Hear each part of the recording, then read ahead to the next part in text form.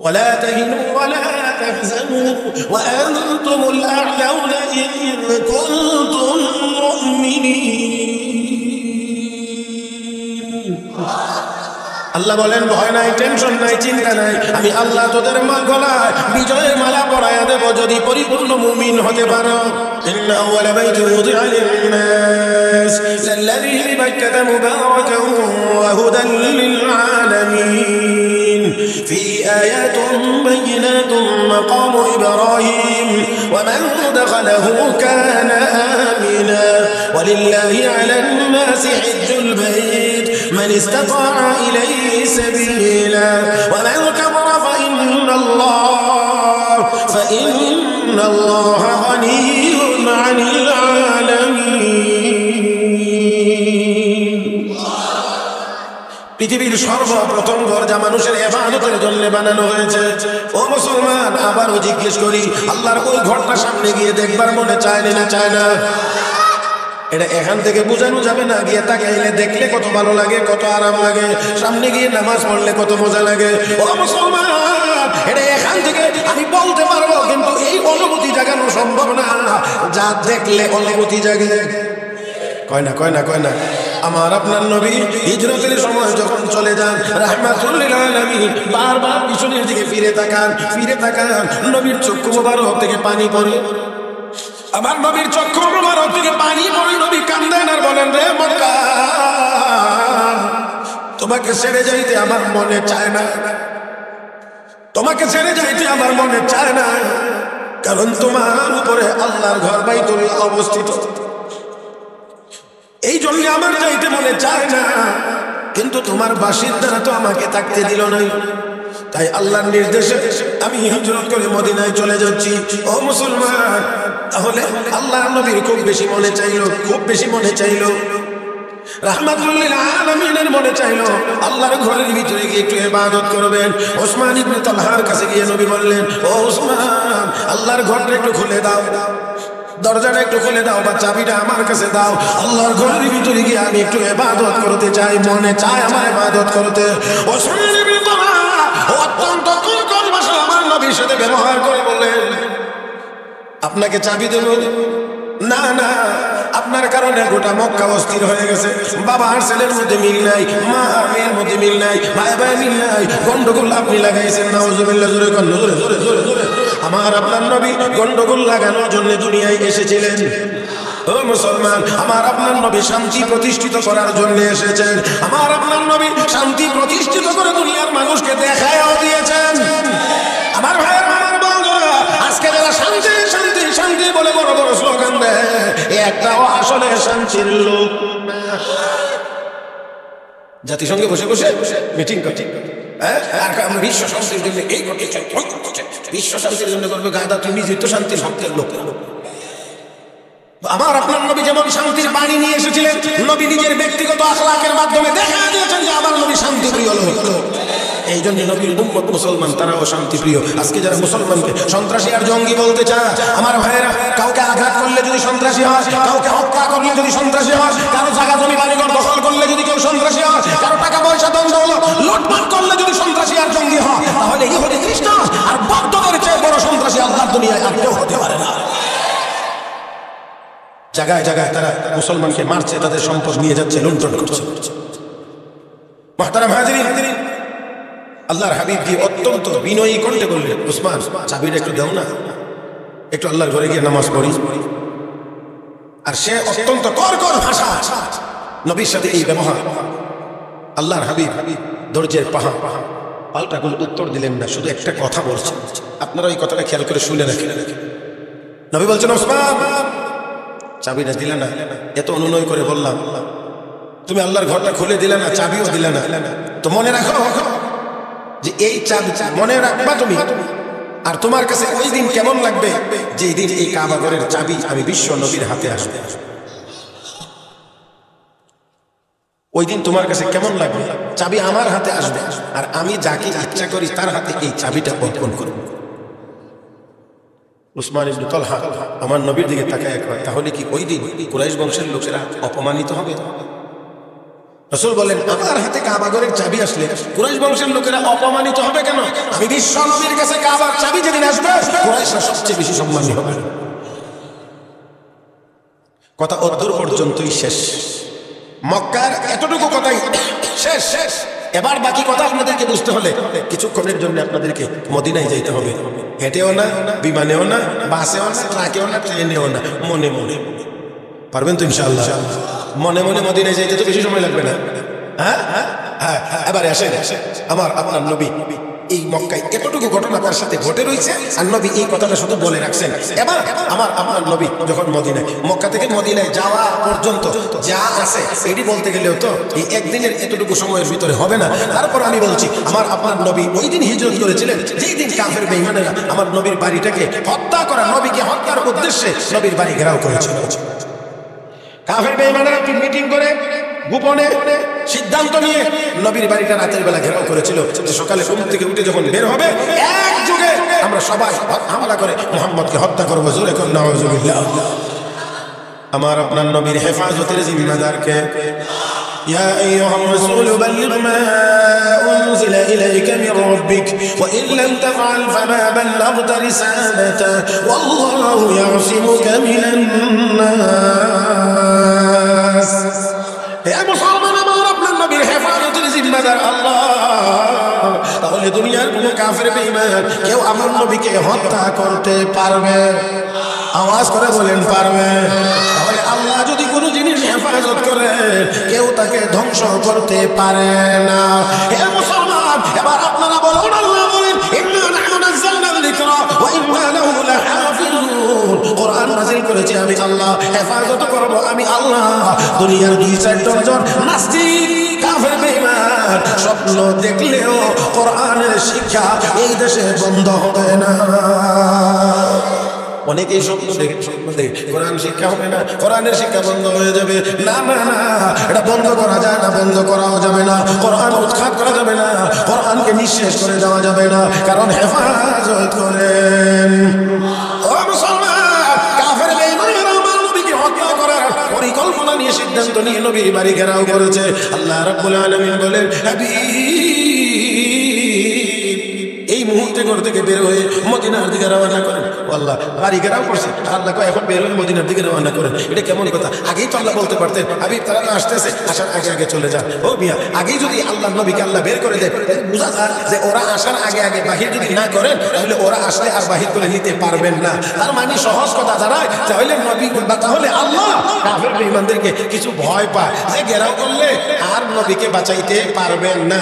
আপনাদের কি মনে হয় এমন?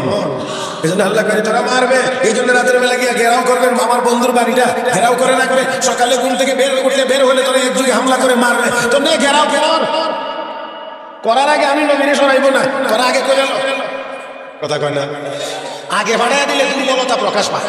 তারা এক পাইলাম না রে, আজকে নিয়ত করে ইসলাম আগে ভাইলাম না, আল্লাহ কয় না, এই সুযোগ নাই। আমি কি তোরা ডরা? তোরা ঘেরাও কর। এখন ঘেরাও করছে চতুর্দিক দেওয়া, কি মনে মনে খুশি, শতাধিক যুবক হাতে তরবারি, আমার আল্লাহ নবীর হাবিব বেরিয়ে যাই। আল্লাহ নবী প্রস্তুতি নিলেন, হযরত আলীকে রাখলেন, একটু মালু হাতে নিলেন, সূরা ইয়াসিন তেলাওয়াত করলেন। ফাগশাইনাহুম ফাহুম লা ইউবসিরুন, ফাগশাইনাহুম ফাহুম লা ইউবসিরুন, ফাগশাইনাহুম ফাহুম লা ইউবসিরুন। বালু বালু বালু মারছে এমনি সামনে। আমার আল্লাহ কয়, হাবিব আপনার হাতের কাজ যেখানে গিয়ে শেষ, আমি আল্লাহ কুদরতি হাতের কাজ এখান থেকে শুরু। আপনারটা শেষ হয়েছে, সামনের দিকে মারছেন, উত্তর পর্যন্ত আপনার শেষ। আমি আল্লাহ আমার কুদরতি হাত লাগায় এই বালু কণাগুলোকে চতুর্দিকে, ঘরের চতুর্দিকে যত কাফের দাঁড়ায় রয়েছে সবার চোখে পৌঁছে দিচ্ছে। এবার সবার চোখে গিয়ে বালু কণা করছে, সবাই হঠাৎ করে এরকম যদি হঠাৎ করে চোখের মধ্যে বালু কণা দুই একটা বলে দুটো চোখে, তো আমরা বলা লাগবে না একটু চোখে হাত দেন, অটো অটো। আমার কথা বুঝছেন না? আমার দিকে তাকাইলে বুঝবেন। এখন দেখা যায় এক যুগে সবার চোখে হাত আল্লাহ উঠায় দিয়া কিছুক্ষণের জন্য অন্ধ বানায় দিয়েছে। আল্লাহর হাবিব কাল্লাকে বলল, আর আস্তে এখন সুবহানাল্লাহ, যান যান যান, এটা সব বন্ধ করে দিছি। আর কিছু দিয়ে লাগে আল্লাহ হাত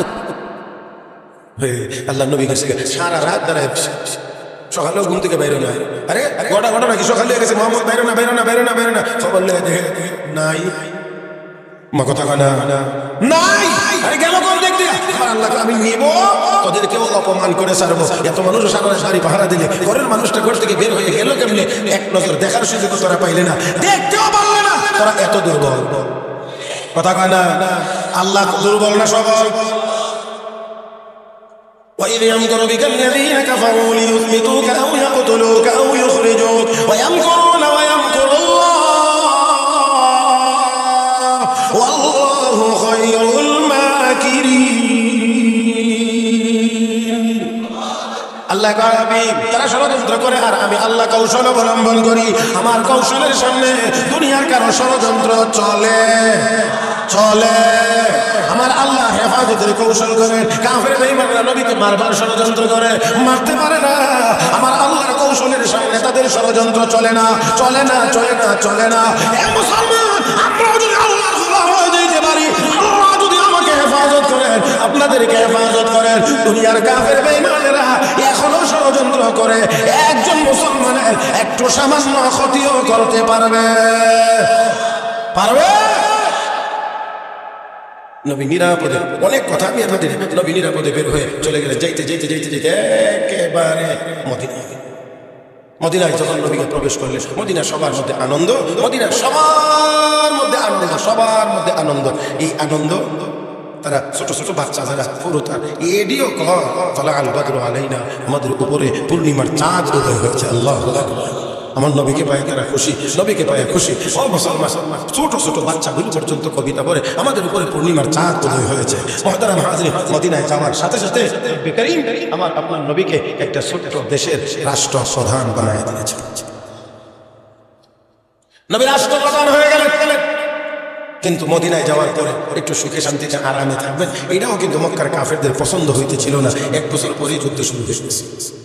হইতে হইতে হইতে হইতে হইতে হইতে হইতে হইতে অনেক কিছুর পরে ৮ নাম্বার বছর ৭ বছর অতিক্রম করার পরে ৮ নাম্বার বছরে রহমতের নবী ১০,০০০ সেনাবাহিনী নিয়ে এবার মক্কার দিকে রওনা করছেন। মক্কায় অভিযান চালাইবেন। আস্তে আস্তে আস্তে আস্তে একেবারে মক্কার নিকটে চলে এসেছেন। রাতের বেলা মক্কাকে সামনে রেখে সব দিক দিয়া সাহাবায়ে কেরামকে বলছেন, এমনি এমনি সবাই তাঁবুটা নিয়েছেন। সাথে নবী নির্দেশ দিয়েছেন, একদিন মেয়েকে দেখার জন্য গেছে, নবীর স্ত্রী, খুব সম্ভবত হযরত উম্মে হাবিবা রাদিয়াল্লাহু তাআলা আনহা, হযরত উম্মে হাবিবা রাদিয়াল্লাহু তাআলা আনহা আবু সুফিয়ানের মেয়ে। বাবা গেছে মেয়েকে দেখার জন্য। হুজরায় গিয়া যখন ঢুকছেন, নবীর স্ত্রী উম্মুল জননী, ওনারই মেয়ে আবু সুফিয়ানের মেয়ে, বাবাকে বিছানায় বসতে দেওয়ার আগে যেই বিছানাটা আমরা সহজে বোঝার জন্য বলি বিছনার চাদরটা যেটা বিছানো ছিল, এটা উঠায়া আর একটা চাদর দিয়ে আব্বা এখন বসে। আপনি আর আমি এলে তো এমনি সবাই সব বাবার এটা মনে লাগবে। আমি এলে বাইরে করলাম, বিছানা উঠায় আবার আরেকটা বিছানা দিছি। আবু সুফিয়ান জিজ্ঞেস করে, মা এটা কি করলে? আমি তোর বাবা, আমি আসলাম তুই বিছানার চাদরটা উঠায় আরেকটা চাদর দিয়ে আমাকে বসাইলে, আরেকটা বিছানা দিয়ে আমাকে তুই বসাইলে, আমি তোর বাবা, এটা তুই কেমন কাজ করলে? এবার হযরত উম্মে হাবিবা রাদিয়াল্লাহু তাআলা আনহা বলেন, আব্বা আপনি অবশ্যই আমার আব্বা, আপনি আমার সম্মানের পাত্র, আমি আপনাকে সম্মান করব, করতে থাকবো, এটা অবশ্যই ঠিক। তবে এই বিছানাটা যার তিনি হলেন বিশ্ব নবী মুহাম্মদুর রাসূলুল্লাহ সাল্লাল্লাহু আলাইহি ওয়াসাল্লাম। আব্বা আমার নবী, আমার স্বামী বড় পাক, বড় পবিত্র, আর আপনি মুশরিক হওয়ার কারণে আপনি হলেন অপবিত্র। অতএব আপনার মতো একজন অপবিত্র ব্যক্তিকে আমি বিশ্ব নবীর পবিত্র বিছানায় বসতে দিতে পারি না। আমি আমার নবীর বিছানায় আপনাকে বসতে দিতে পারি না। ওই আবু সুফিয়ানকে হযরত আব্বাস রাদিয়াল্লাহু তাআলা আনহু বলেন, নবীর কাছে যদি আপনি যাইতে রাজি থাকেন, আমি গ্র্যান্টার হয়ে, জিম্মাদার হয়ে নবী পর্যন্ত আপনাকে পৌঁছায়া দেব। আর যদি আপনি না যান, অন্য কোনো সাহাবীর সামনে পড়ে যান, তাহলে আপনার হালত, আপনার অবস্থা কি হবে তা আমি বলতে পারবো না। আবু সুফিয়ান বুঝে গিয়েছেন, আমাকে যদি অন্য কেউ পায় তাহলে কিন্তু আর রাখবে না, আমাকে আর রাখবে না। এই জন্য আবু সুফিয়ান বুঝতে পেরে কয় আর অন্য কারো সামনে পড়ার দরকার নাই, চলেন যাই আপনার সাথেই চলে যাব নবীর দরবারে। আল্লাহর নবীর চাচা হযরত আব্বাস রাদিয়াল্লাহু তাআলা নিয়ে চলে যাইতে যাইতে যখন মুসলমানদের ব্যারাকের কাছে গেলেন, ওই তাঁবুর কাছে গেলে সর্বপ্রথম যার সাথে সাক্ষাৎ তার নাম হলো হযরত ওমর। নাচতে কয় বুঝার তো কথা, কিছু কিছু অনুভূতি থাকা লাগে। জোরে কান হযরত ওমর নরম না গরম? কারে দেখছে যে লোকটা সবসময় ইসলামের বিরোধিতা করছে, নবীর বিরোধিতা করেছে, সেই লোকদের নেতা আবু সুফিয়ান। দেখে হযরত ওমর চোখ বড় করে দেখো মা গো, যারে খুঁজি উনি আমাদের বাড়িতে। আচ্ছা বলেন দেখে, হযরত আব্বাস তো শুনতেছেন, হযরত আব্বাস বুঝে গেছেন যে তাড়াতাড়ি ওমরের না ফিরে বিপদ হবে, এই জন্য সাথে সাথে হযরত আব্বাস বলেন ওমর আমি জিম্মাদার হয়ে আনছি। তার মধ্যে আবার এই জিনিসটা ছিল, শত দোষ থাকার পরেও কেউ যদি বলতেন যে আমি এই লোকটার জিম্মাদার গ্র্যান্টার, যতক্ষণ পর্যন্ত পরবর্তী ঘোষণা না আসবে যে আমার জিম্মাদারি শেষ, ততক্ষণ পর্যন্ত বাবার হত্যাকারীকে তারা কোনো রকমের ডিস্টার্ব করতো না, কোনো আঘাত। হযরত আব্বাস বুঝে গেছেন, সাথে সাথে আমি জিম্মাদার, সোজা নবীর কাছে নিয়ে গেছেন। নবীর কাছে যাওয়ার পরে আমরা যদি এই যুগের মানুষ হইতাম তাহলে তো কিছু যদি বাঁচতে চান 10 লাখ টাকা তাড়াতাড়ি হটাই দেন, দেরি করেন না,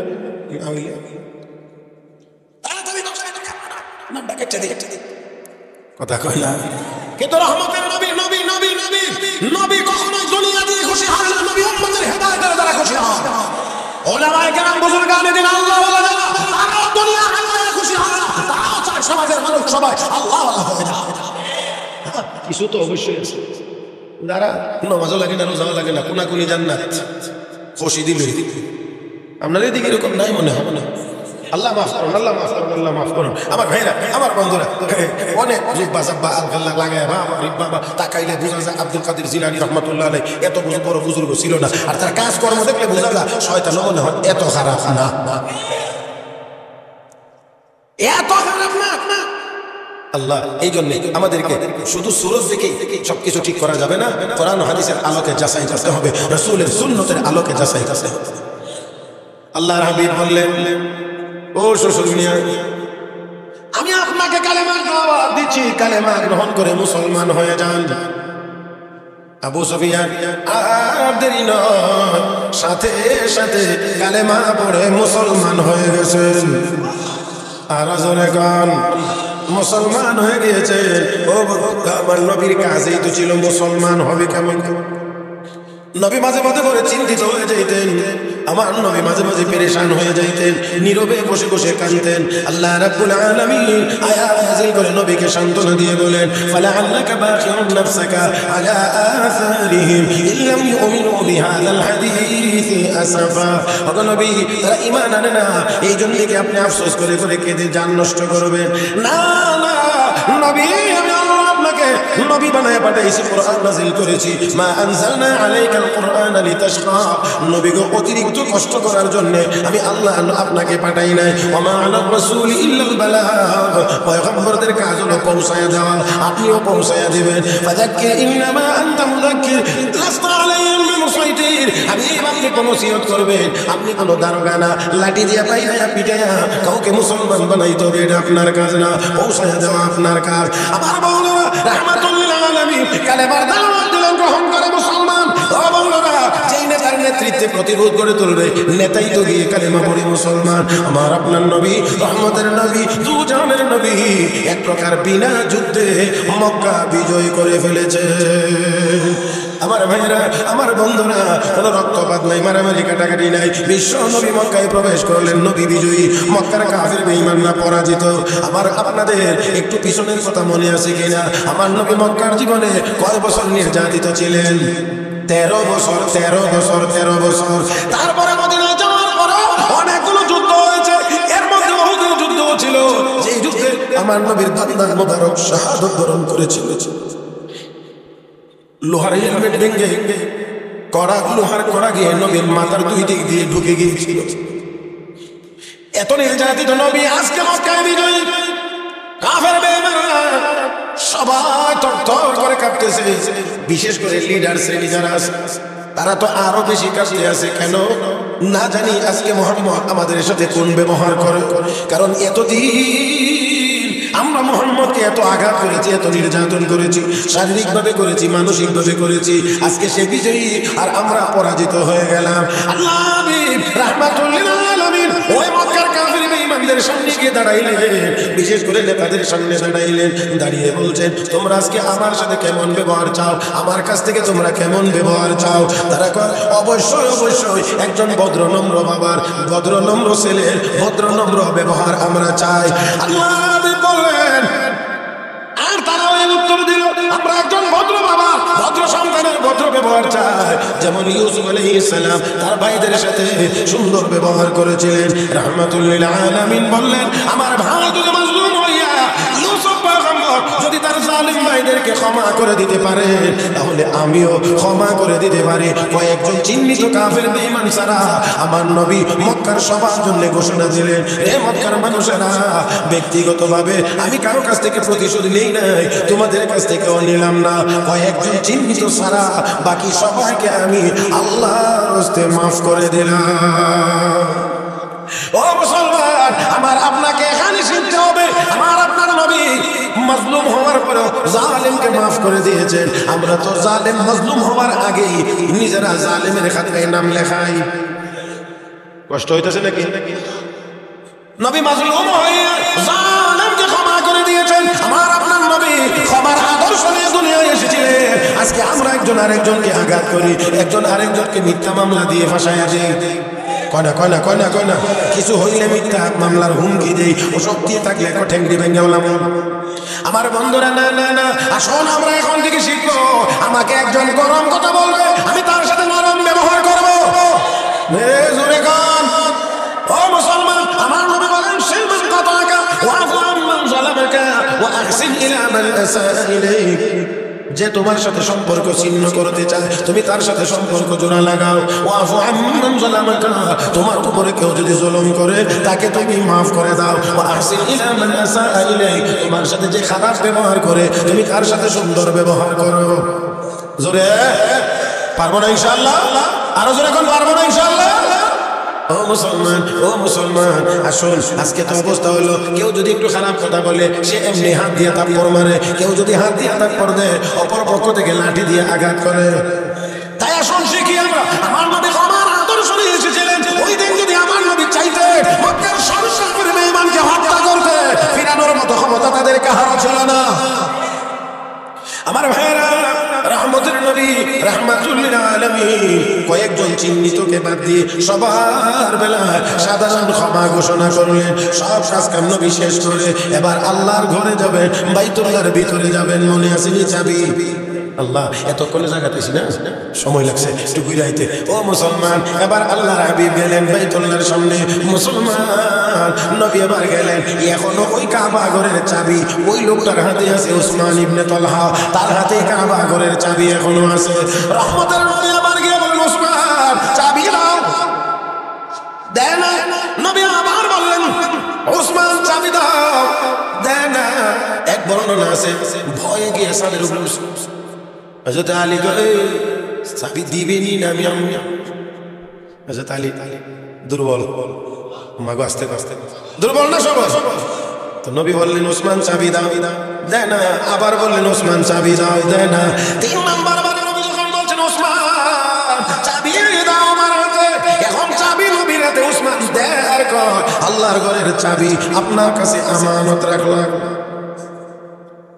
উসমান চাবি দে আর বলে, আল্লাহর ঘরের চাবি আপনার কাছে আমানত। এবার নবী নিলেন চাবি, খুললেন দরজা, ঢুকলেন ভিতরে, গিয়ে দেখে নকল 360 খোদা এখনো দাঁড়িয়ে আছে। আর আসতে নাউজুবিল্লাহ কান।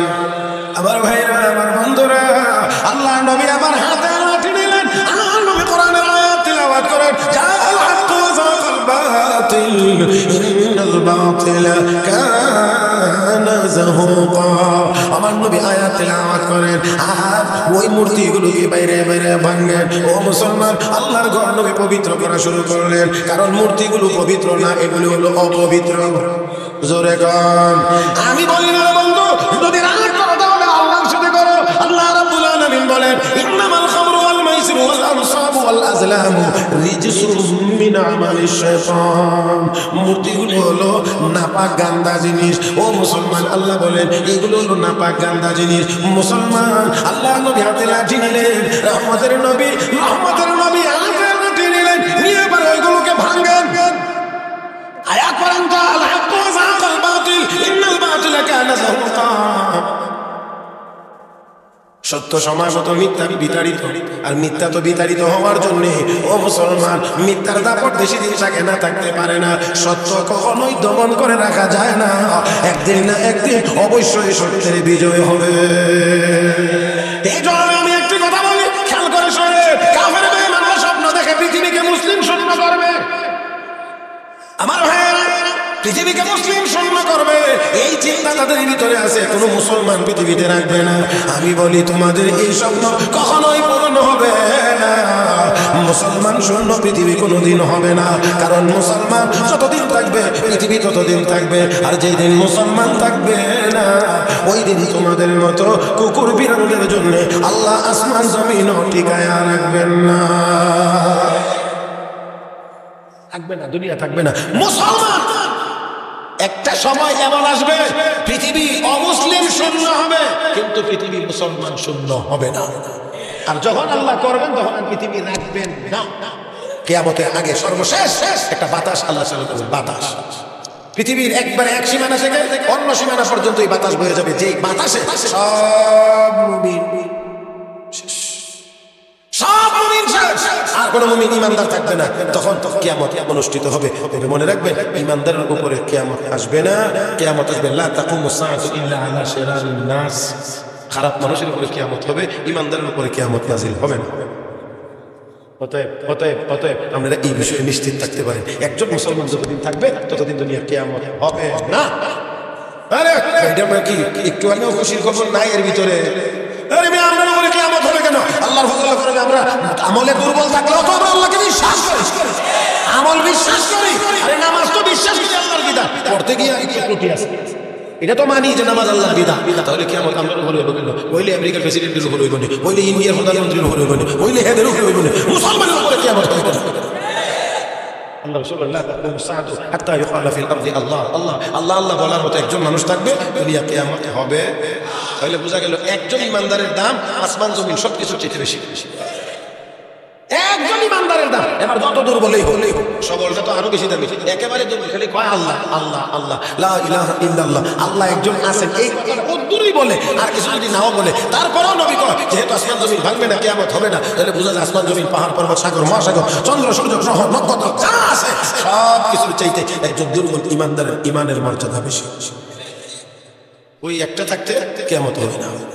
তাহলে আর যেদিন থাকবে না এদিন তারাও না। তবে ইমাম মাহদী যখন আসবেন দুনিয়াতে, আর তখন কোন কাফের বেঈমান থাকবে, কাফের শূন্য হবে দুনিয়া, অমুসলিম শূন্য হবে দুনিয়া কিয়ামতের আগে। ওই দিন হবে ইসলামের চূড়ান্ত বিজয়। আরে আল্লাহ, এক কথা বললে তো দিলাম, আর একটু ওয়াজ বাড়ায়। ইসলামের বিজয়ের তিনটা স্তর আছে। ইসলাম তো বিজয়ী ধর্ম, আল ইসলাম ইয়ালু ওয়ালা ইউলা। হাদিস শরীফে আল্লাহ রাসূল বলেন ইসলাম বিজয়ী, পরাজিত না। ইসলামের বিজয়ের তিনটা স্তর আছে। প্রথম নম্বর হলো দলিল প্রমাণের ভিত্তিতে ইসলাম বিজয়ী। আমার কথা বুঝতে কষ্ট হইতেছে না? দলিল প্রমাণের ভিত্তিতে ইসলাম শ্রেষ্ঠ ধর্ম। পৃথিবীর কোন মানুষ ইসলামের ধর্মের মোকাবেলায় দাঁড়ানোর সাহস করতে পারে না, পারবে না। আরো জোরে, আরো জোরে, আরো জোরে। আল্লাহু আকবার। আপনারা কিছু কিছু জিনিস দেখে মনে করলে হবে না, আমার বন্ধুরা। আমি সেই দিকে যাইতে পারবো না, সময় আমার হাতে কম বিধায় আমি সেই দিকে যাইতে পারবো না। মুহতারাম হাজিরিন, শুধুমাত্র অদ্দুর কথা বলে রাখি, মাঝে মাঝে দুই একজনে একটু লাগাছাড়া দিচ্ছে পৃথিবীর ইতিহাসে, অতীতে। কিন্তু আমাদের বুজুর্গরা, আমাদের আকাবিরিন, আমাদের পূর্বপুরুষেরা এরা এমন সাইজ করছে যেই সাইজের পরে আর কেউ দলিল প্রমাণের ভিত্তিতে ইসলামের মোকাবেলা করার জন্য আর দাঁড়ায় না। এখনো একটা মাঝে মাঝে যে দাঁড়া সুরের মতো। কেউ যদি দলিল প্রমাণের ভিত্তিতে আসে ইসলাম ধর্ম সঠিক না, ইসলামের অনুসারী উলামায়ে কেরাম এখনো তাদের দাঁত ভাঙা জবাব দেওয়ার জন্য প্রস্তুত। পারবে না ইনশাআল্লাহ, পারবে না ইনশাআল্লাহ, পারবে না ইনশাআল্লাহ। আরে আমাদের বুজুর্গদের সামনে এক পণ্ডিত আইসা কয় বাইবেল সত্য, কোরআন মিথ্যা। নাউযুবিল্লাহ বলে কি সত্য? বাইবেল সত্য, কোরআন মিথ্যা। যদি প্রমাণ করতে চাও তাহলে প্রমাণ করবা কেমনে? ও তো তোমাদের কোরআন আর আমার এই বাইবেল আগুনে ফেলে দেবো, যেটা জ্বলে যাবে এটা মিথ্যা, যেটা জ্বলবে না এটা সত্য। আল্লাহ, সব মুসলমান একবারে পেরেছে। কি করে মোনাজারের মধ্যে বয়সের মধ্যে বেঁচে আছে, আইসো ফেলেছে দুই কিতাব, যেটা জ্বলবে এটা মিথ্যা, যেটা জ্বলবে এটা সত্য। এখন দেখেন সবার ভিতরে চিকন দাম বেরিয়েছে, কাগজে লেখা কোরআন শরীফ আগুনে ফেলে দিলে তো অবশ্যই জ্বলে যাবে। কিন্তু মনে রাখবেন, উলাইকা ইবাই ফাজিনি বিমিসলিহিম ইযা জামাআতনা ইয়া জারিরুল মাজামিউ, তারা আমাদের পূর্বপুরুষ। এবার আমাদের বুজুর্গ দাঁড়ায় কয়, আরে পণ্ডিত, তুই আগুনের মাধ্যমে যদি পরীক্ষা করতে চাস কোনটা সত্য আর কোনটা মিথ্যা, এই জন্য তোর কিতাব বাইবেল আগুনে নিক্ষেপ করে দিবে, আর আমাকে বলছে আসল কোরআন নিক্ষেপ করে দেওয়ার জন্য। আমি এত বড় বেয়াদব হইছি না?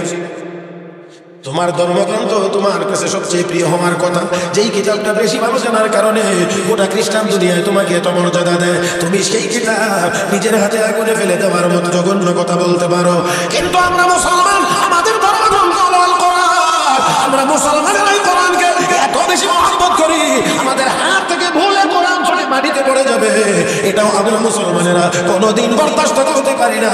অতএব আমার হাতে আমার কোরআন আমি আগুনে নিক্ষেপ করতে পারবো না। তবে আবার তুমি আমাকে দুর্বল মনে করবে না, দুর্বল মনে করবে না। আমি তোমাকে পাল্টা চ্যালেঞ্জ করে বলতে চাই, আর বলি না, আগুনের মাধ্যমে যদি প্রমাণ করতে চাও কোনটা সত্য আর কোনটা মিথ্যা, যে চলে যাবে সে মিথ্যা, জ্বলবে না সে সত্য। আসো তুমি আর আমি জ্বলন্ত আগুনে প্রবেশ করবো। যদি তুমি জ্বলে যাও তুমি হবে মিথ্যাবাদী, আর আমি যদি জ্বলি না তাহলে আমি হব সত্যবাদী। এই কথা যখন কয়ে দিছে, এমন পরিপণ্ডিত কালী মুসলিম এতক্ষণ এত আগুন টাগুনলে এত বাহাদুরি দেখাইলা, তাইও তোমার ভিতরে তো তোমার বাইবেল আছে, আমার ভিতরে আমার কোরআন আছে। তোমার ভিতরে তোমার বাইবেল আছে, আমার ভিতরে আমার কোরআন আছে। আগুনে প্রবেশ করিস করিস, এই কথা কইছে জি না? বাঘের উপরে টাক আছে, আমাদের দেশে কথা আছে না, বাঘের উপরে টাক আছে। টাক নামে কোনো কিছু আছে কিনা এটা আমি জানি না, তবে কথায় প্রচলিত আছে যে বাঘের উপরেও আরেকটা আছে। এখন এই কথা কইছে, এখন তো আটকায় গেছে, আটকায় গেছে, আটকায় গেছে, এখন আর আগায় না। এখন সবাইকে বুঝুন করে ধরছে, আপনি যে এই কথা বললেন আগুনে ঢুকে যাবেন, আগুনে ঢুকলে যদি বুঝলে যেতেন তো তো বেটা কত তোমার কোরআন মিথ্যার জন্য তুমি চলে গেছো। তখন বুজুর্গ করে, আমার এই বিশ্বাস ছিল, আমার সিনার ভিতরে কোরআন, আমার রক্তে কোরআন, আমার গোশতে কোরআন, আমার চামড়ার উপরে কোরআন লিবাস। আমার বিশ্বাস ছিল যে এই কোরআনওয়ালা আগুনের ভিতরে গেলে আগুনের মালিক অবশ্যই আমাকে আগুনের ভিতরে হেফাজত করবে। বন্ধুগণ, তাহলে একটু চিন্তা করে দেখেন, আমাদের মুরব্বীরা আমাদের জন্য যে খেদমত করে গিয়েছেন, যেই ত্যাগ কোরবানি দিয়ে, এটা আমাদের দ্বারা সম্ভব তো না, হয় কল্পনা করাও সম্ভব না। জোরে কোন ঠিক না? একেবারে জায়গায় মনে আছে কি আপনাদের? মূর্তিগুলো সব ভাঙছে, আল্লাহর ঘর পরিষ্কার, একদম পবিত্র পরিষ্কার। নবী মন ভরে নামাজ পড়লেন, দোয়া করলেন, জিকির করলেন, আল্লাহর দরবারে কান্নাকাটি করলেন, আল্লাহ রাব্বুল আলামিনের দরবারে কান্নাকাটি করলেন। ও মুসলমান, সব কিছু শেষ করে নবী হাত তুলে আল্লাহর দরবারে মুনাজাত করলেন, অনেকক্ষণ কান্নাকাটি করলেন। আমার ভাইরা, আমার বন্ধুরা, মুনাজাত শেষ করে সব করে আল্লাহর ঘর পবিত্র করে নবী এবার বের হয়ে আসলেন। এখন দরজা আটকাইলেন, চাবি এখন নবী কার কাছে দিবেন? হযরত আব্বাস রাদিয়াল্লাহু তাআলা আনহু দাঁড়িয়ে বলেন, ইয়া রাসূলুল্লাহ, চাবি আমার কাছে দেন, এখন থেকে চাবির খেদমত আমি করব। হযরত আলী দাঁড়িয়ে গেলেন, ইয়া রাসূলুল্লাহ, ইয়া হাবিবাল্লাহ, নবী গো, চাবিটা এখন থেকে আমার হাতে দেন, খেদমত আমি করব। দুইজন, আর যে দিয়েছিল চাবি দেওয়ার সময় তো বলেছিল আল্লাহর ঘরের চাবি আপনার কাছে আমানত, তাহলে আগে তো তার কাছে ছিল, এখন নতুন করে প্রার্থী দুইজন, মোট হইছে কয়জন? তিনজন। এখন নবী চাবি কার কাছে দিবেন? একদিকে চাচাকে আমার দেন, আর একদিকে নবীর মেয়ের দামানটা আমার হাতে দেন। তিন নম্বর তো যে আগে দিয়েছিল সেই তো দেওয়ার সময় বলেছিল আপনার কাছে আমানত হিসাবে চাবি দিলাম। নবী এখন চাবি কার কাছে দিবেন?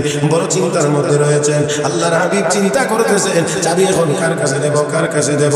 মহান আল্লাহ ওই মুহূর্তে এই চাবি দেওয়ার সমস্যার সমাধান দিয়ে কিয়ামত পর্যন্ত আয়াতের বিধানকে আল্লাহ কার্যকরী করে সূরা নিসা 58 নম্বর আয়াত আল্লাহ নাযিল করেছে।